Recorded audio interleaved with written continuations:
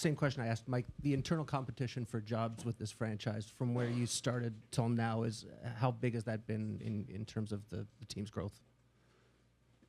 As far as the players we have, well, first of all, I don't know if we knew at the beginning of the year, who we were. We went through 45-some players last year, and we had some young players who came in at the end of last year and certainly did a good job, then went back to the playoffs. But once you get into the National Hockey League, you're not sure. But they did a great job.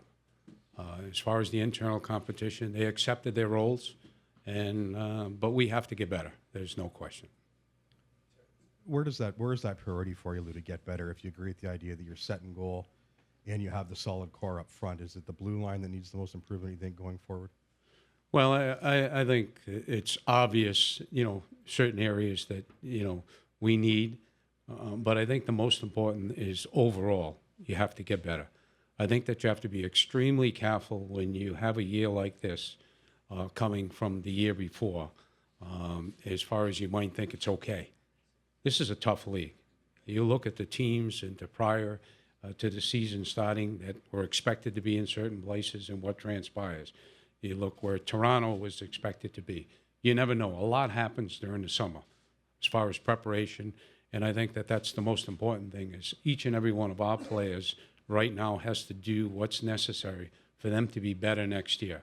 And then it's our job to fill into the areas where we feel we have to add. But getting better within is more important right now. Lou, you were always a big guy in New Jersey on leadership within the locker room.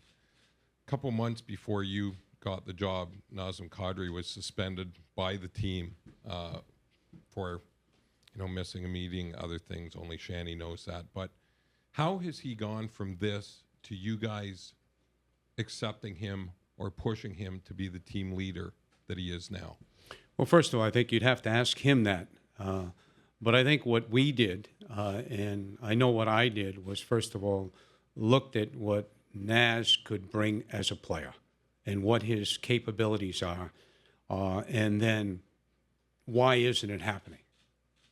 And I think that, we've got him to understand and believe that if he wanted to be the player that, his parents gave him with talent and the character that he has, then he had to do certain things. He accepted that challenge, and whatever success he's had, he deserves because he did this. What we did was basically give him the information that he had to have, and, if you don't do this, you won't be in the National Hockey League. And he accepted that, and tremendous kudos to him. He earned himself a contract last year because of what he did, and I think he kept more than his bargain right now, and yet he has more room to get better, and he can't be satisfied. He's aware of that, and you can't but feel great for him. Lou, over here, change is inevitable, but how much change do you think this team will undergo over the summer? 1 or 2 players, 4 or 5 players? Do you have any idea how much? Well, I think I'll go back to what I said initially. You'll do whatever you can to get better, but you do not do things for the sake of doing them. If you can't, for example, bring in the right type of player, and like Brian Boyle, then you do nothing. But we don't know what's going to be available. This is a unique year with expansion. We don't know, what can and can't be done. So it's a very difficult question to answer. But you can always get better. You never get satisfied. Once you get satisfied, complacency sets in. Once complacency sets in, you're in trouble. You're going a different direction. And I think that what we did, we took a step forward. We took a step forward this year of the experience end of it, players believing that they can do certain things, but it's only a step.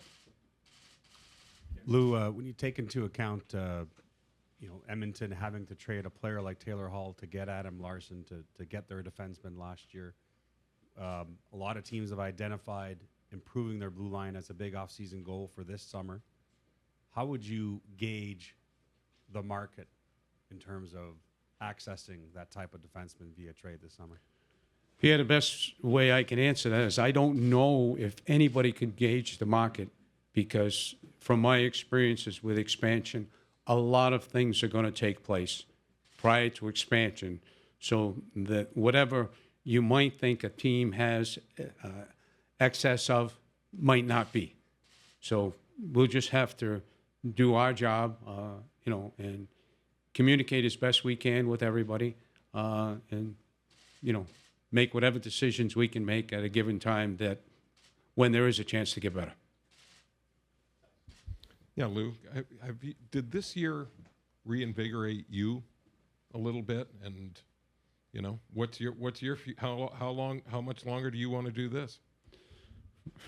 First of all, I would say that this group, I think to all of us, got us all excited.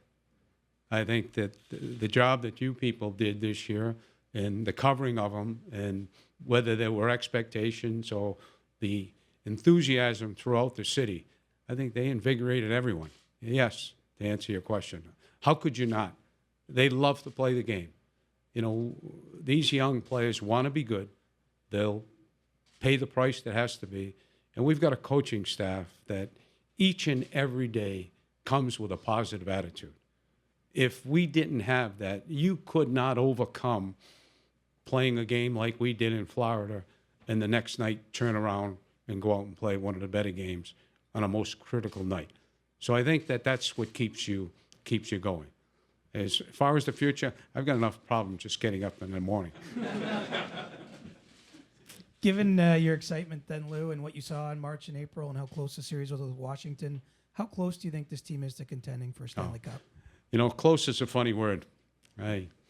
Then you get into hypotheticals, okay? I think what I said earlier is exactly what it is. It's a step. It's a step, and then now it's our job to convince the players that it's only a step. It's going to get more difficult. Teams are going to look at you a little different, the way they approach you. Teams are going to know your tendencies as a player and how they can stop you. So there's a lot that has to transpire. That's why it's just a step. Lou, for the first time in a long time, that draft table is going to be moved back a row or two. Heading to Chicago, how challenging will the next few months be for Mark Hunter and his staff as you guys debate toward that draft in Chicago? Well, I think we've got the best at it in Mark Hunter, without question, and his staff. And I'm not going to apologize for him that he's not sitting in the front row by any means. But they're ready. But I do know one thing. The best seat at the draft is the last row. Lou, there'll be a couple of years before the impact forwards on the roster every year are going to be up for a new deal. Obviously, that presents a financial window to spend. Is that the Maple Leafs' intention, to take advantage of that? We'll handle it as it comes. Things have a way of changing. I think that right now we're in a good position for that as to how, we have our cap set. There's a 5-year plan that changes every day, both on the personnel side and also on the cap side, as far as knowing what you have to do. So it's our job to be prepared for that. So much conversation around the young players this season, but how would you assess the play of Tyler Bozak and James Van Riemsdyk? I would have not left today without bringing in the job that the older players who are really young had done. And I think that the Tyler Bozaks, the Leo Komarovs, the James Van Riemsdyk, I mean, I don't know what more we could have asked of them. They've bought into what was being asked of them. They bought into a culture, and they embraced it. And not only that, they embraced the young players who they had tremendous respect for their talents and work with them to help them. So enough can't be said about the Polacks, the Hunwicks, and you hate to leave anybody out or when you mention names, but the veterans are here for a reason. We went through 45-some players last year, I said, and the players who were here belong in that locker room and are part of the future. Did you see enough of Boston this year, Lou, to comfortably say that he could be the next captain of this team, do you think, potentially? Well, I don't think that's a discussion for today. I think what we saw of Austin, we saw a a very mature young man, both on and off the ice, who has tremendous respect for his teammates, wants to be the best that he can be. You saw that of just how hard he worked at playing defense and how receptive he was to coaching. Whatever the future brings, it brings. And thank you for, making it an enjoyable year. It's tough seeing so many press people everywhere and anywhere you go.